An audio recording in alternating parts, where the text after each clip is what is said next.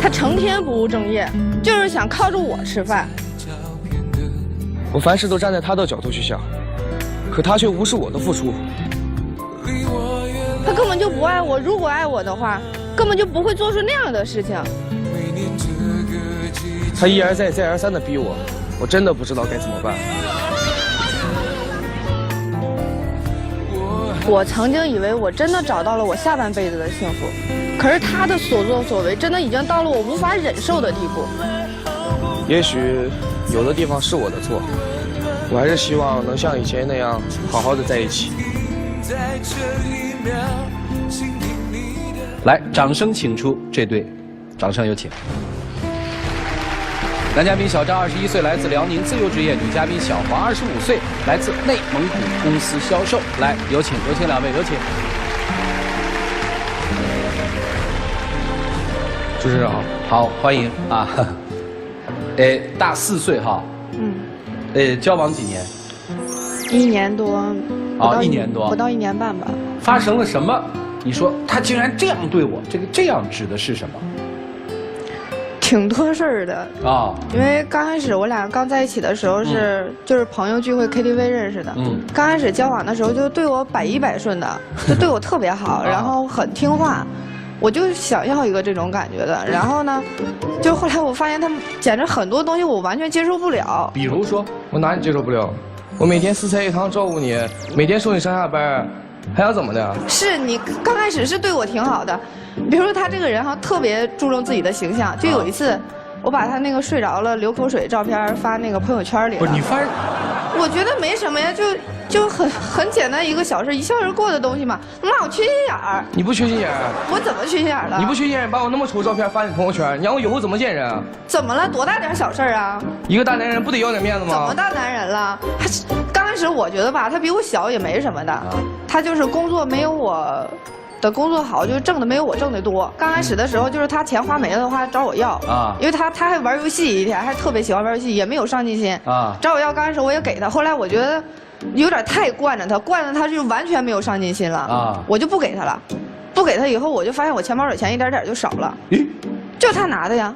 是我拿的吗？那不是你拿的谁呀？你一天到晚丢三落四，忘东忘西的，什么我怎么丢三落四？就完赖我。那除了你还能有谁呀？我一个大男人有手有脚，可以靠自己去挣啊！你挣这点钱够干什么的呀？够你花的吗？这人根本就不行。你就是对我有歧视。我对你是有歧视吗？你要是做2件靠谱的事情，我也不能这么对你。你要对我没有偏见的话，你们单位做歧视做贸那会儿，怎么不让我接？我为什么让你接呀？你觉得你有那个本事，你有那个能力吗？好，你接了，你搞砸了没关系，我工作丢了怎么办？你就是什么事都以你为中心，我什么都是错，是不是？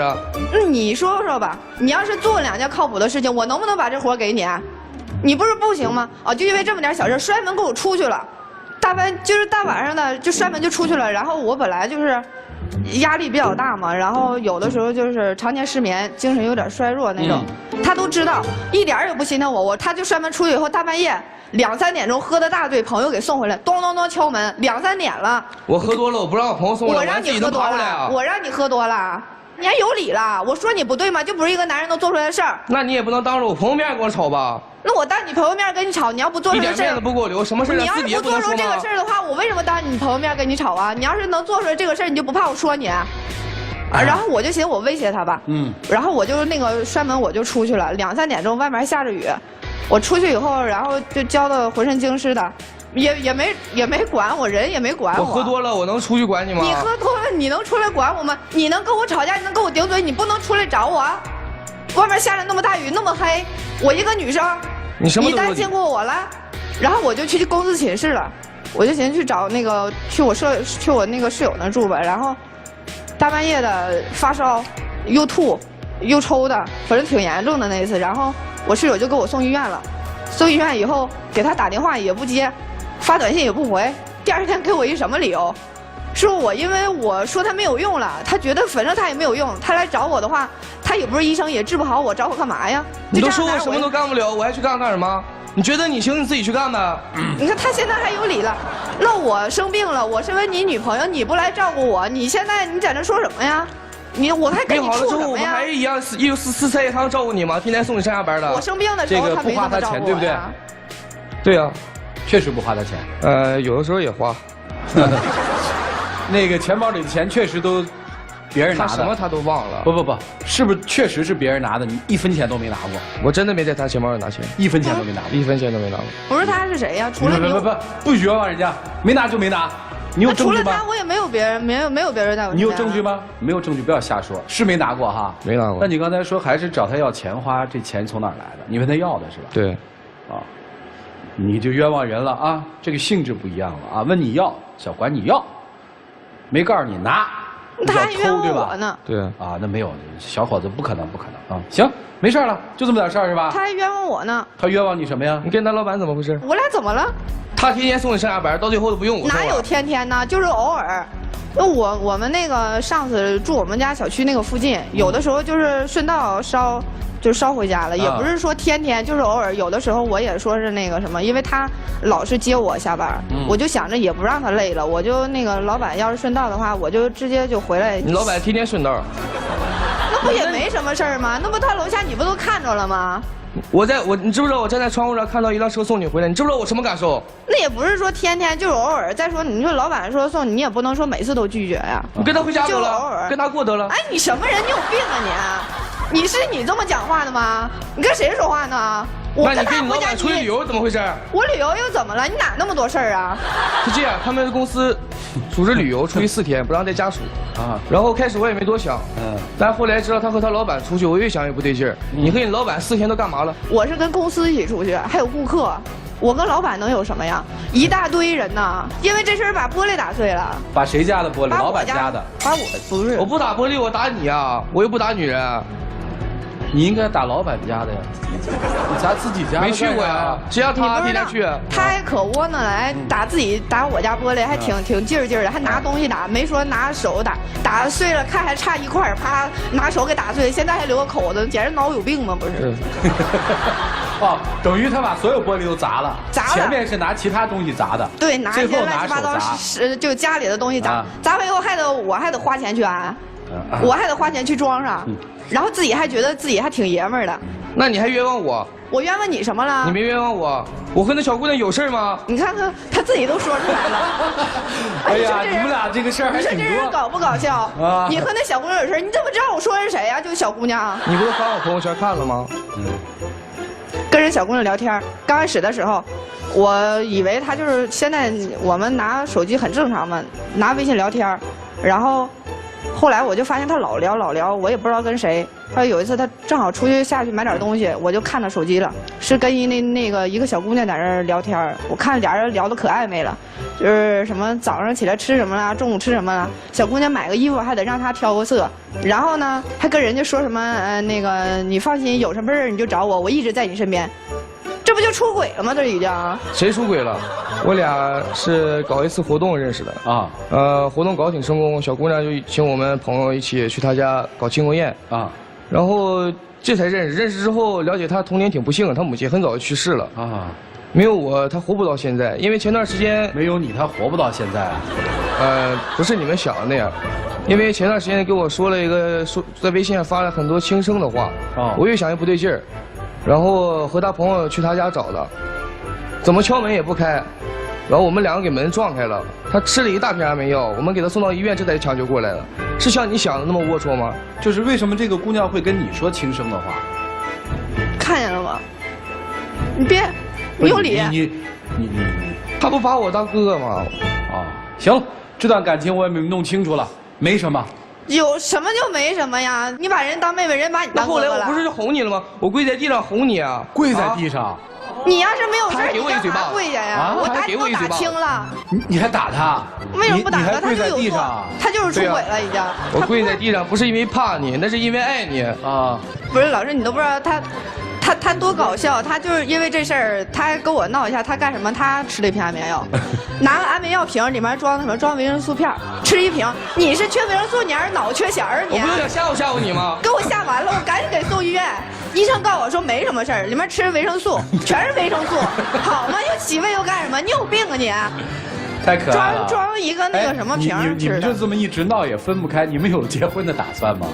我不是没想过，但是不可能。他等不了。什么意思呀？我都已经到了该结婚年龄了。哦，你现在急着结婚是吧？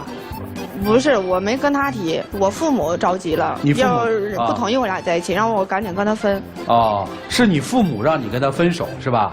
我也想分，我父母也不同意，家里都不同意。那你跟他提了是吧？我提了呀，这不分吗？哦，不分。分手有条件吗？如果分的话。有条件，可逗了，冲我要分手费，你知道吗？啊？冲我要分手费，你知道要多少钱吗？多少钱？要100万。我拿什么给你100万？你哪儿值100万呢？我跟你要好贵呀！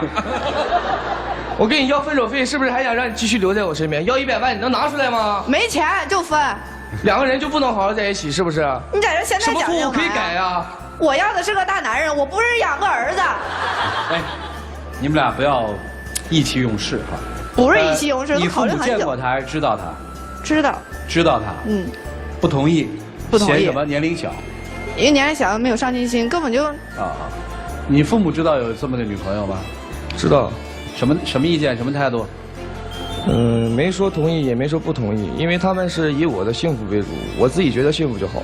你倒是幸福了，找一靠山是吧？我靠你啥了？行吧。老师们，你们看怎么办吧？一起进入丘比特问卷。那小伙子，我觉得你呢有2种自残的这种行动，第一个呢是手砸玻璃，另外一个是吃安眠药。你小的时候，我估计家里挺宠你的，你非常的任性，没有受到控制，家庭也没有这方面给你更多的一些教育，你自身也没有意识，所以你习惯在解决不了问题的时候，你的攻击力又不敢向对方释放，于是转向自己，但是自己又承受不了，于是就借外物，玻璃、墙。我们经常会看到很多男人不敢伤害女人，但伤害自己，但其实你的心里就是间接的伤害他，因为他看到了，他知道了。我让你看看我受的伤等同于加附在你的身上，这就是你的心理。我真的觉得这位先生和女士，你们2个人不太适合在一起，所以你们俩自己好好想想吧。我说话有点重，但是为了你们，不是伤害你们的意思啊，谢谢。好，谢谢阿蒙老师，谢谢。明显一看，姐弟恋，但是我发现这个男士的这种方式。几种方式，基本上类似于像小孩要挟母亲那种方式，所以呢，你希望达到你的目的，或者不达目的不罢休。但是你们俩呢，都已经在彼此猜疑。其实这个事情到底有还是没有，我们谁也不知道。但是我个人认为已经不重要了，重要的是你们认为对方有。其实很多事情呢，你们认为和真正客观存在，你们的认为反而更重要。那就说明一个问题，2人在感情层面上已经没有了彼此的信任，那感情就没了。感情没了，为什么还要留在这里面让他不肯走呢？那只能说是一种依赖。那个男士呢，你自己也在界定，到底是真的喜欢他、爱他，还是去依赖他，觉得跟他在一块挺好的。那份感情如果说不清楚的话，我觉得别勉强自己，该放手也放手，不要为难对方。所以，我的想法是能够和平分手，这也不枉对过去一段1年多恋情的一个结束和完美的句号。好，谢谢。涂老师啊，虽然你们是姐弟之恋，但是你跟他的成熟度是差不多的，你白长他几岁了，你知道吗？在你所说的他和他那个女生之间的关系看来，其实我是信任他跟那个小女生之间大致是没有太大的关系，而只是在那个女生面前突然找到了在你身上没有过的那种男性的自豪感，这我是相信的。但是通过这样的一件事情，女生你要想到，你很有可能，如果跟他接下来继续相处的话，你是在帮别人培养老公，而你只是他成长过程当中的其中一个老师而已。其实你相反，你适合找一个比你更成熟一些的男人。至于男生，你从头到尾都是在斗气的话，哭丧着个脸，你的逻辑很有问题，说明你在与他相处的过程当中，虽然没有实质性的错误和问题，但是一定有一定的问题。坦率的来说，你跟他在一起，我认为不仅仅是依赖，还有一种嬉闹的成分。他们觉得吵得挺有意思，斗嘴挺有意思。坦率的来说，我赞成2位老师的感觉，你们彼此之间最好还是分开，啊，找一个比自己成熟的，不要帮别人培养老公，就这样吧。我特别相信，你跟你老板也没事儿，你跟那小姑娘也没事儿，钱的事儿你也是委屈她了。而且我特别愿意相信，你们过去这1年半吧，处得特别幸福。但是，现实问题来了，姑娘要出嫁了，你娶不了她。姑娘说：“我们要结束了。”一个男人，不就希望自己爱的女人幸福吗？真爱她，你就放手，让她去追求幸福。这1年半，都爱过是吧？好聚好散吧，不要再闹了。来，一起进入黄金60秒。其实我跟你要分手费，就是想让你继续留在我身边。如果你肯给我时间，我愿意为你去改，愿意为你去变成熟，找一份安定的工作让你放心。我挺爱你的。我已经到了该结婚的年龄了，你是可以改，你还小，我等不起了，我是真等不起了。你要是说你真爱我，我就希望你站在我的角度，就好好的为我考虑一下，你到底适不适合我。我都这样了，就不能好好在一起是吗？别说了，我必须有。那你还要我做什么？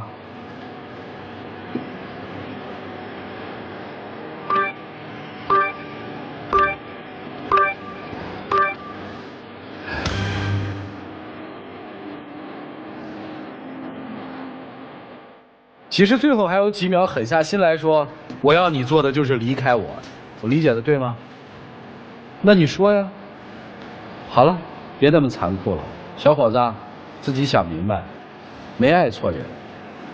有的时候相爱不一定会在一起，对吧？各种机缘就错过，想开一点啊。2位请回吧，请回吧。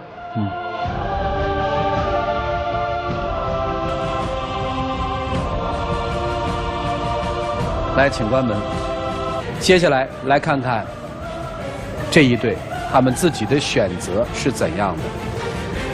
请开门。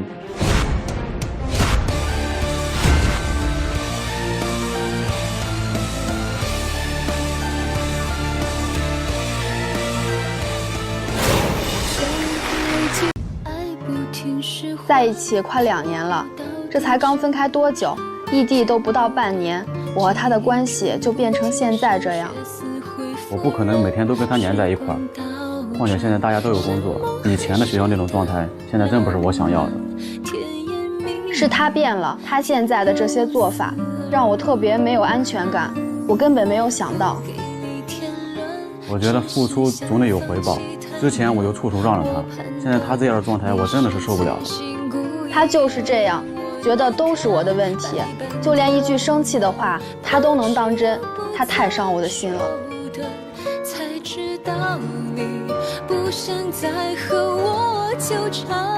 这好像又是一个伤心欲绝的女孩子，她是真的伤心，还是来这儿要讨个什么说法的呢？接下来我们用掌声请出这一对，掌声有请。男嘉宾小晴24岁，来自河北，是一名职员；女嘉宾小孙23岁，同样来自河北，也是一名职员。有请2位，有请。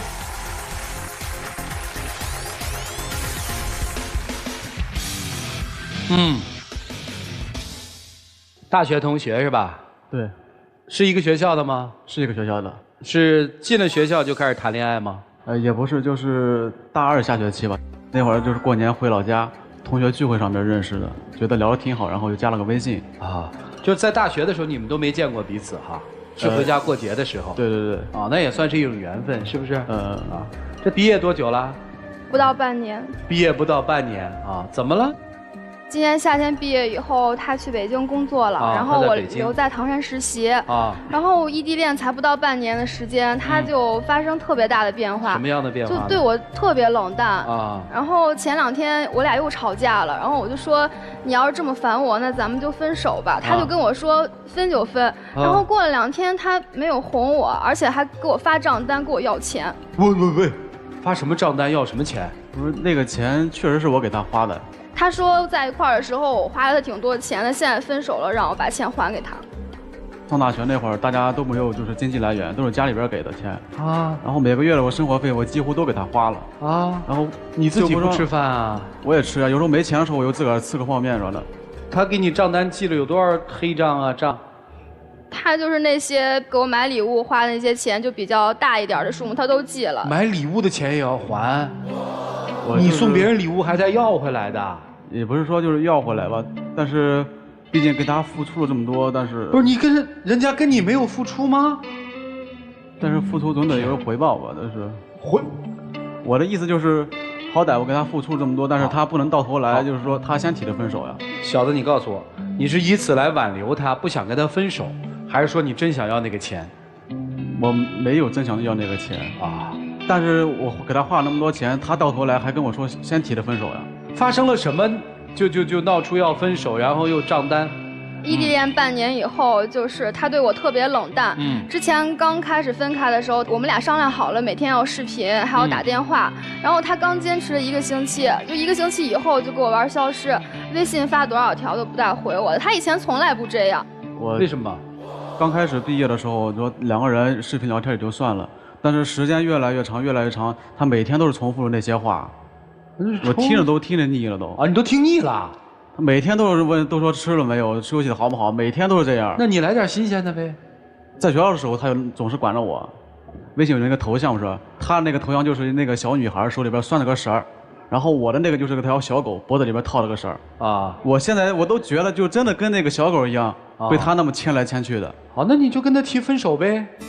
你都觉得自己是条狗了，在学校里为什么不跟他分手啊？那会儿也没有处过对象，就是他说什么就是什么，也就过去了。现在呢？但是现在我在这边工作这么长时间，我有了新的朋友，我有了新的工作环境。不是，你是新朋友还是新女朋友？你说清楚。就是新的朋友，就是。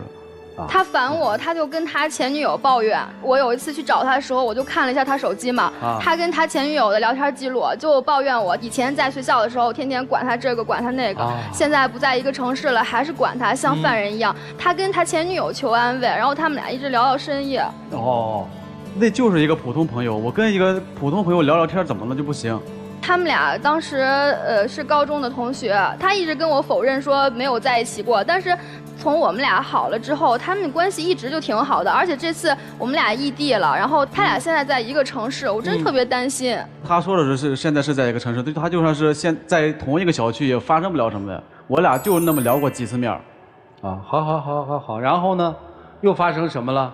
他就是现在对我特别的冷淡，就是平时我跟他聊天视频，他说他忙就算了，那我遇到什么大事儿的时候他就不管我。什么大事？我当时实习的工作嘛，然后实习工作丢了，然后我就哭着给他打电话，他还是不接。然后我也怕打扰他工作，我就微信跟他留言，我说我心里真的很痛，我自己一个人挨不过来，我说你有空的时候你跟我聊一聊吧。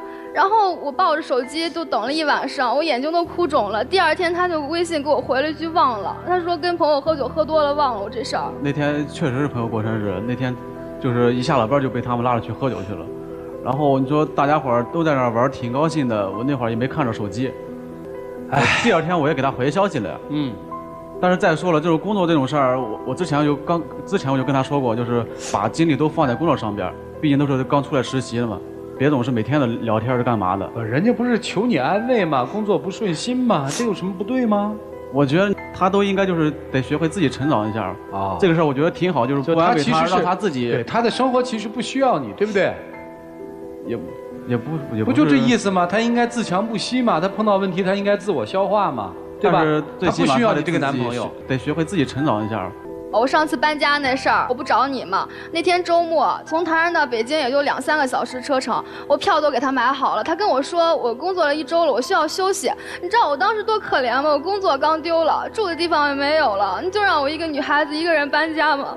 你说你找个搬家公司也就搬了，你说我也是刚上班不久，好不容易休息一天了，我就在家休息那么一会儿，你就非得那么大老远的来回折腾我。你再说了，你说来回路费都够你找个搬家公司的了，你说何必非得那么折腾我？我真的不能接受他现在的改变。他去北京刚半年，然后以前在学校真的不是这样的。当时除了每天上课回寝室，我所有的时间都想陪着他。所以姑娘，我想问你一个问题啊，你是不愿意跟他分手呢，还是不接受分手之后他问你索要之前他所谓为你付出的那些钱？我压根儿就没有想过跟他分手，我那只是在气头上，就因为他前女友的事儿吵架了，我才跟他说分手的。以前说分手也有过，每次都是他哄我，然后这次我也想等他来哄我，可是过了2天，他非但没有哄我，反而跟我要钱。啊，你太伤心了哈！小伙子想分手吗？但是怎么说？说实话，毕竟处了2年了。分手吗？感情肯定是有的，但是想分手的话，那真的也不是那么狠，就是下定决心跟他分手。就是有分手的想法，但是还没下定决心，对不对？对。啊，假如真的下定决心分手了之后，还问人家要那个什么送礼物的钱什么的吗？那倒不是说非得跟他要啊，不一定非要。对。但是这个分手得你提出来是吧？但是毕竟我跟他付出那么多，你说他现在跟我说分手，这个他那个账单里面问你要多少钱啊？差不多1万块钱了，就是他给我买礼物的钱。平时给你买过什么贵重的礼物啊？他也就是比如情人节的时候会送我的项链啊什么的。你送过他礼物吗？我送过呀，我也不是没给他花过钱。你也拉一个清单问他要啊？不是说他之前送我礼物，但就是他之前就真的我就像一个犯人一样，他那么监管着我。你愿意啊？我那会儿我也没人拿手铐铐着你的手啊，所以我那会儿就是。因为他就是个初恋，相当于我对这个感情这方面就是真的不太懂。谁是谁的初恋？他是我的初恋。哦，明白。什么事都处处都是那种压迫着我，就是我就是像一个3岁小孩一样，什么事都要管我。你开心吗？我现在我真的是不是你那个时候开心吗？那个时候反正也没有觉得就是说没觉得开心，坚持那么久，骗鬼呢，小子。那个时候时间长了谁受不了呀？那个时候我们俩在一块儿，天天腻在一起，特别甜蜜啊。他也没有说过他反感我什么的。然后我的朋友也特别羡慕我，说我们俩就是……行，听明白了。这个恋情到了什么阶段了？我相信大家都已经明白了。其实2个年轻人也明白，只是有些事情他们不愿意面对。我们一起进入丘比特问卷。请问男生，当你在做这些清单的时候，你是依据什么根据？你所送过的礼物都有记账吗？没有记账，就是一个稍微记着那些有。你知道我想象一个画面非常荒谬，就是那女生说我们分手吧，那个男生说好，然后他回家就开始翻以前的账单，然后开始一笔一笔记，好冷静哦。所以你是来真的，对不对？也不是真的跟他要钱，我就是告诉他我对他付出的确实挺多的，钱是一方面，我感情上边也投入了很多。那会儿我什么都不懂，就是对他百依百顺的。我理解，因为这是你初恋。哦，我来想象，当年你们在一起，对不对？然后如胶似漆，突然有一天异地恋来了，你自由了，然后你就变了，是不是？反正我觉得之前跟他在学校那种活得有点傻。我问你，当你开始有异地恋之后，你感觉轻松，还是觉得好孤单哦？告诉我真实的。反正当时那会儿我就觉得，就是有点自己的想法，我有自己的想法。OK， 我问你一句实话，你还爱他吗？或是你有爱过他吗？肯定是爱过他呀。那你现在呢？现在感情肯定还有，毕竟处了2年了，2个人。OK， 女生，如果在你最需要他的时候，他都缺席，简单的2个字说忘了应付你，我觉得他的心已经不在你身上了。我就是不明白为什么半年的时间他就完全就变了一个人。OK， 他已经跟你讲了原因了。以前你把他管得跟小狗一样，为什么你要这样做啊？我那也不是管他什么逼他，我真的是在乎他。我为他做一些事情，我可以牺牲我自己的时间，然后去帮他，这样我觉得会让他生活起来更方便、更容易。你知道我刚才听到讲了一句，我觉得很心酸。他说以前我也讲过分手啊，他会哄我啊，然后有一天他又讲了分手了，结果对方不再哄我，现在痛苦的就在这里。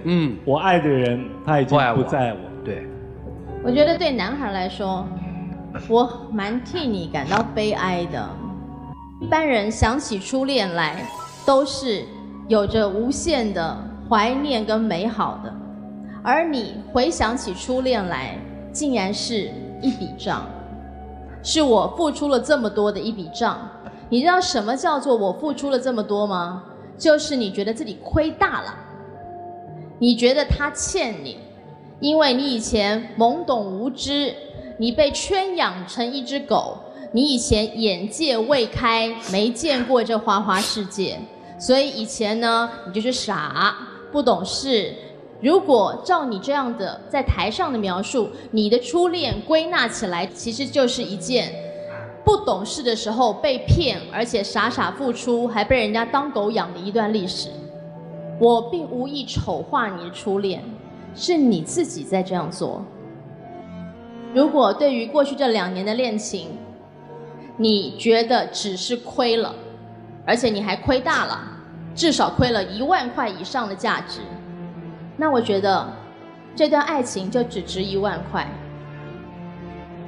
反过来，我觉得对女人来说，有的时候聪明跟情商就在于怎么样设立停损点。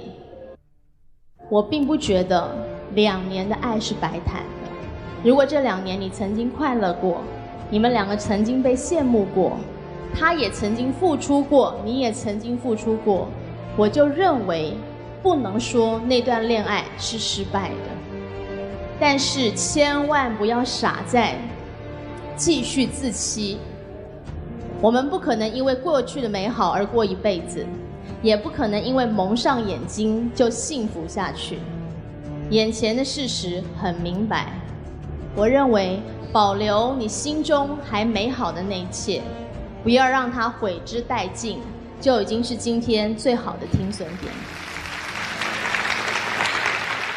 你是真想向他要钱，你还真不是因为这个钱而让他不分手。但凡是心里没有这个念头，不会有一个具体数字，多半都是说请把我付出的还给我，而不会说1万块。哎呀，我也不知道说什么好了，这一天录下来都会气死我。就刚才碰了一个气死我的，现在又是这个样子。反正我今天劝你也没用啊，劝你有什么用呢？所以我只想跟你说一声，当一个男人可以跟你列出一个具体数字的时候，对你已经没有留恋了。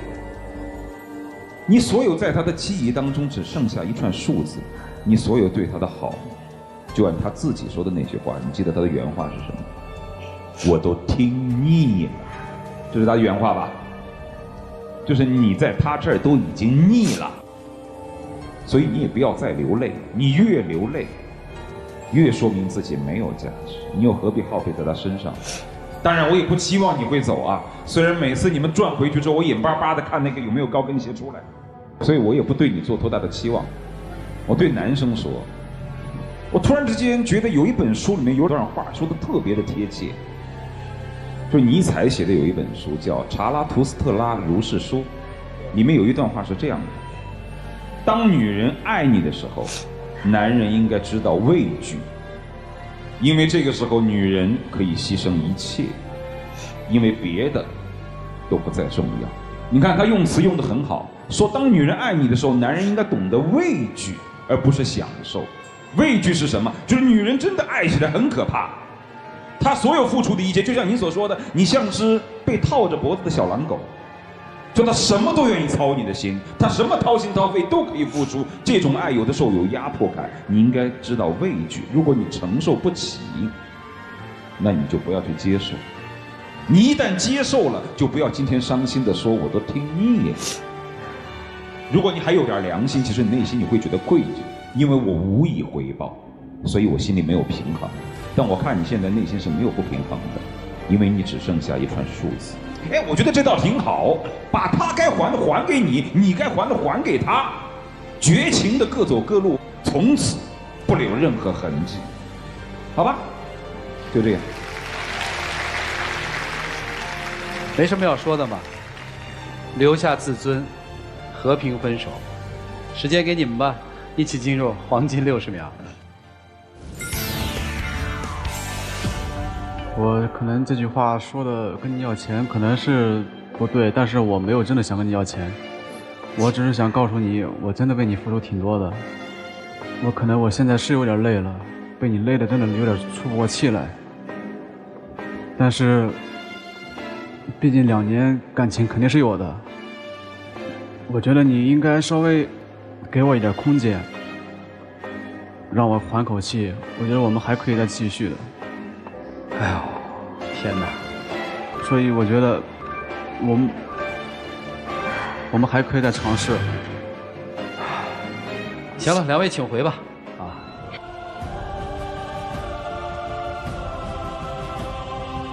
来，请关门啊！这个我也不知道是哪儿来的这种稀奇古怪的这种想法啊。男生那段话我听来大概是这么一段话：我要跟你分手也是你的错，因为你把我逼得太累了。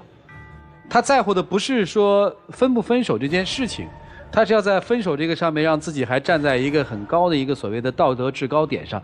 其实恋爱分手失败没有人会说你们什么，对不对？干嘛争这个东西，最后一点余地都不留。哎呀，行了，让他们就按自己的感觉来吧，请开门。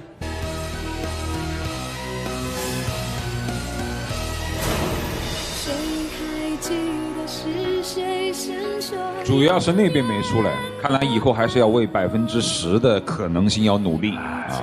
好了，不管怎么说，一段本不应该继续的爱情就此打住了啊！大家都